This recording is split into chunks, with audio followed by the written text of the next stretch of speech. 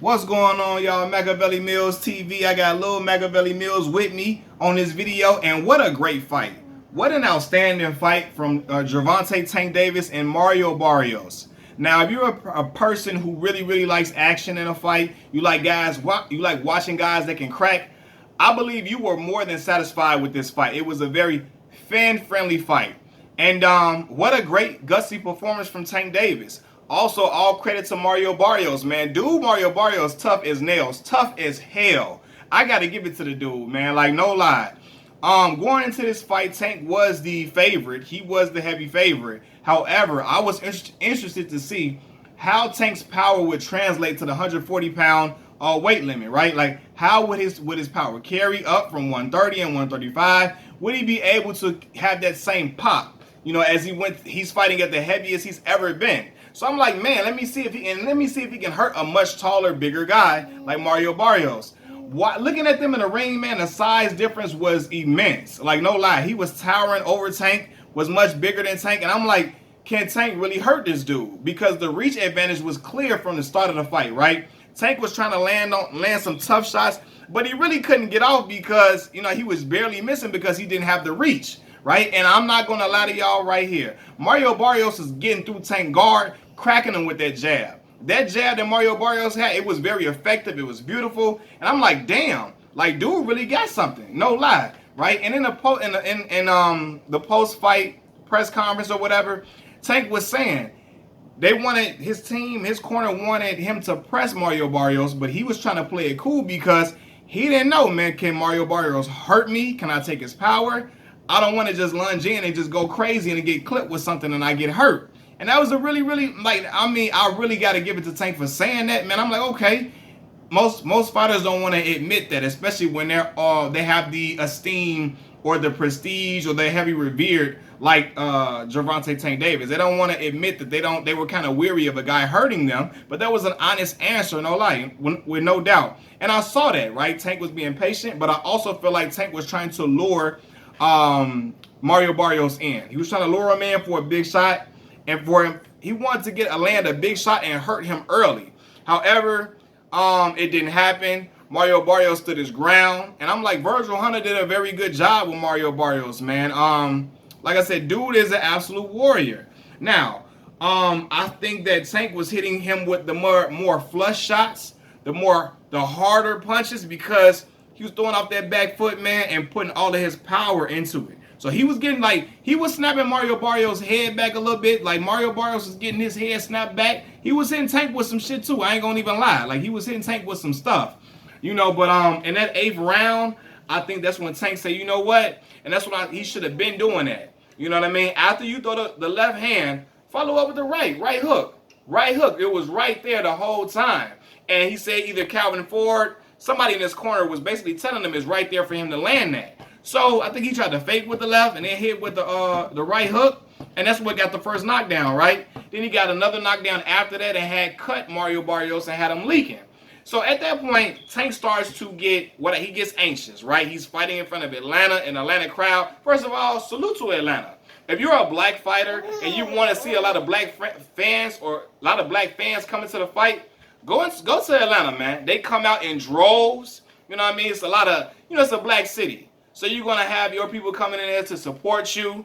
You know, you're going to have a lot of fanfare, and it's going to bode well for you and your status trying to become a premier fighter. The more you fight in front of black fans, a lot of these black fans probably don't even watch boxing, but you're bringing a fight to a place that doesn't really get fights. So that means when you go and fight other places, people gonna try to watch you on pay-per-view, right? Or even if you keep fighting in Atlanta, if somebody can't come to the fight, you know what I mean, they're gonna watch you on pay-per-view because they heard their homegirl talking about you, they heard their homeboy talking about you in Atlanta, or they're gonna come to the fight too. They're gonna bring their people to the fight and have them come out to support you, right? Which bodes well for you being a bigger star, right? Honestly, Tank is gonna be a star regardless because of his punching power. So people of all ethnicities are gonna come and watch him, right? But it bodes well for his pay-per-view status being a pay-per-view star if he has, get your people in there to support you and come rock with you and really come in and show that, hey, look, I can sell out an arena or whatever. It's going to look good. So black fighters, man, especially the ones that maybe, now even if you don't struggle, bring some fights to Atlanta, man, and you can see your numbers increase because your people gonna flood that. Our people gonna flood that joint, you know. But nonetheless, man, let's get back to the fight. So, I think Tank got a little anxious after he got them 2 knockdowns in front of the Atlanta crowd. You know what I mean? All the celebrities was in the building, the rappers, the entertainers. He wanted to put on a great showing and show the world, hey, I'm for real.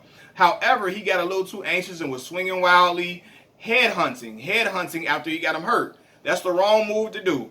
Go to that body. Go to the body, then go back upstairs. Weaken him to the body and go back upstairs to get him out of there, right? So when he didn't do that and he headhunted, he couldn't close him out in the 8th round. And when he couldn't close Mario Barrios out in the 8th round, I think he gassed himself out a little bit, right? So the next round, he really didn't have that much. And Mario Barrios is coming back into the fight. Like, Mario Barrios had a great showing. No lie, man. Dude got a lot of guts. Even after getting knocked down twice in the 8th round, he came back and kept fighting, and hit Tank with some tough-ass shots after that. You know what I mean? So it shows that, hey, he's conditioned. He's well-conditioned.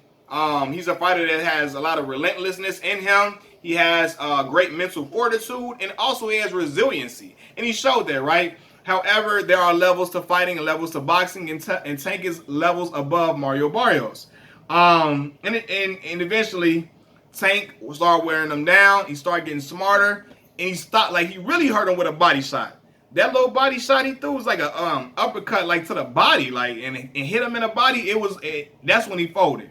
That's when he folded like a lawn chair. And he was able to get him into bad shape. And when he had him in trouble like that, he hit him with another shot.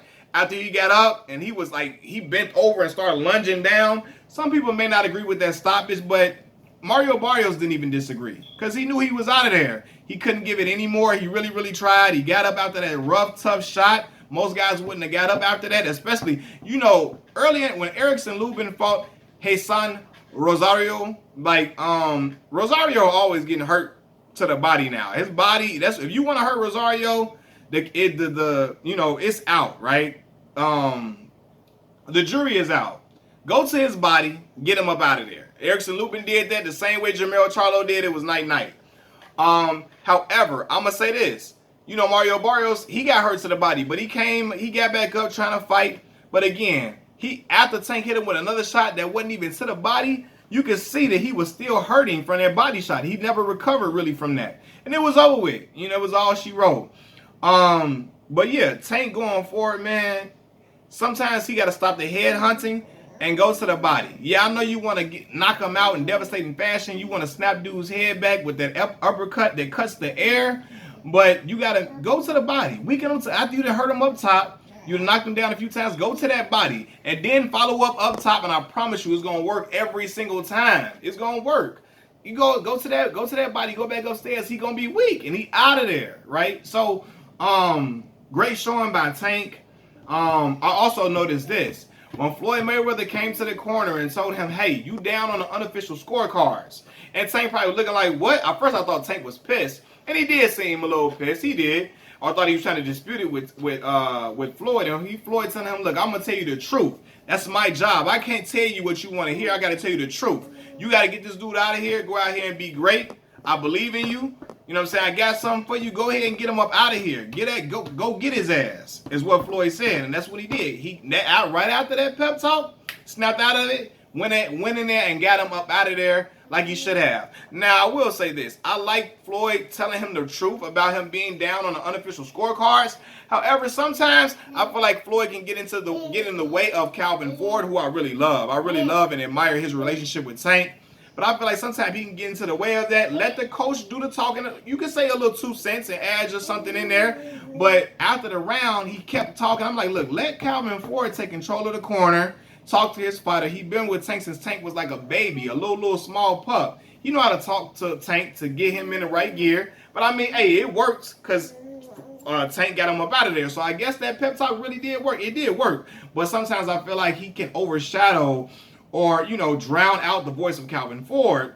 And I think, nah, don't do that. Don't step on Calvin Ford's toes. You know what I'm saying? You can say your 2 cents to him, and then, hey, look, let Calvin Ford take the reins. He heard you.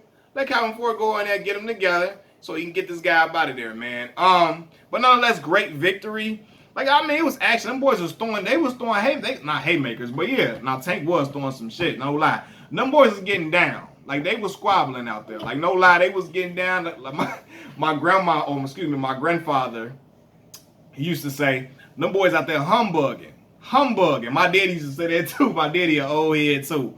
Them boys is out there humbugging, trying to get to it. Get after it, trying to get each other up out of there. Like real warriors do, man. And that's a great fight, man. Honestly, people say, what's next for Tank? Is he going to go back down in weight? Is he going to stay at 140? Honestly, I would love to see Tank fight Josh Taylor at 140. I would love to see that, to get them belts, man. That would be a hell of a matchup. And I think it's that would be tough, Tank's biggest challenge as of yet, right? And Josh Taylor is a great fighter. So if Tank was to beat Josh Taylor, that would really send a huge message about where Tank is in his career and him being a pound for pound fighter without a doubt. If he go and beat Josh Taylor, like, man, you got to give that boy all props. But you got to give him props in this fight too, man. Fighting a bigger guy that can crack, that's dangerous like that, and Tank got hit. And I feel like he got hurt. It was in the ninth round or something like that. One of them rounds he got hurt. I feel like he got hurt by Barrios for a little minute. And Tank did a little dance after the fact or whatever. But he got stung and he got stunned. But he still recovered and came back and got the man out of there, man. So yeah, man, great fight. I loved it. I was entertained thoroughly. I always like watching Tank fight because I feel like I know he's gonna come through and deliver a great performance, man. But did you like it too, man? You like it too. Mac Jr. liked it too, y'all. So Tank doing a hell of a job. I really want to know what's next though from the young brother, man. So yeah, man, I enjoyed the fight. What do y'all think? Do y'all think Tank was in trouble? Some people, like I said, didn't agree with the stoppage, but man, listen, he was out of there. Mario Barrios was hurt, and the ref saw it. He never recovered from that body shot. It was gonna be really, really bad after that because Tank was gonna unload. And it might have sent him flying through the ropes. I'm not going to even lie to y'all. So I agreed with the stoppage. Some people wanted to see it. Some people wanted to see Tank really put him out and have him on his backside and really have him folding over before they finished the fight. But nonetheless, man, when Tank hit him with that other shot, after he had already dropped him with the body shot, the way he bent it over and folded over, he didn't want no more, man. That's why he didn't even argue with the ref, as most fighters do when they feel like they've been stopped too early. You know what I mean? So he didn't disagree with it. So I feel like he knew he was done for, right? Nonetheless, great sportsmanship from the two after the fight, exchanging pleasantries with each other, Tank thanking him for the opportunity. So yeah, man, sky's the limit for Tank. You know, I would love to see him fight Devin Haney, Teofimo Lopez, Ryan Garcia, Josh Taylor. It's a lot of great fights out there for Tank, and I'm interested to see which one he will take next, man. Yeah, man. I thoroughly was entertained all the way through. I'm stuttering right there, but I really felt like that was a great fight. And people may have thought it was going to be a dud or that's a cherry pick. No, Mario Barrios came with it, man. He came with it. He was trying to get Tank up out of there too. He was trying to hurt Tank. No lie, he was trying to get Tank ass out of there. But Tank withstood the storm. Stood tall, you know what I mean, and fought like a dog, like we know him to be. A mini pit bull, a mini Mike Tyson. He showed that, man. And when he got a dude hurt and when he smelled blood, he gonna try to go for the gusto. The problem is, though, he has to take his time. Honestly, I think sometimes Tank has problems with conditioning, with his stamina lasting in a later round sometimes, you know what I mean? So he got to get that together. But I really feel like he didn't get Mario Barrios out of there when he had him hurt in the 8th round because he was headhunting too much. And even Calvin Ford said it. Go to that body, man. Go to the bread basket. Hit him in that bread basket and watch him fold over. He gonna hurt when you go to the body, then go back up top. You're gonna break him down that way. You keep headhunting, he know it. He gonna keep trying to move out the way. It ain't gonna be as effective. You gotta mix up the punches in order to really hurt that brother. To hurt Barrios, you got to mix up them punches, and that's what Tank did, y'all. Machiavelli Mills TV. I got little Machiavelli Mills with me, y'all. Listen, subscribe to the channel if you haven't. Like this video. I need all them likes. Like all my past videos. Donate to the Cash App to me and my son and my daughter at $MACMILLER5. Again, let me say it. I'm sorry. That's $MACMILLER number 5. That's $Mac Miller 5. $MACMILLER Miller number 5, y'all. So thank y'all so much. From me and Baby Mac, peace.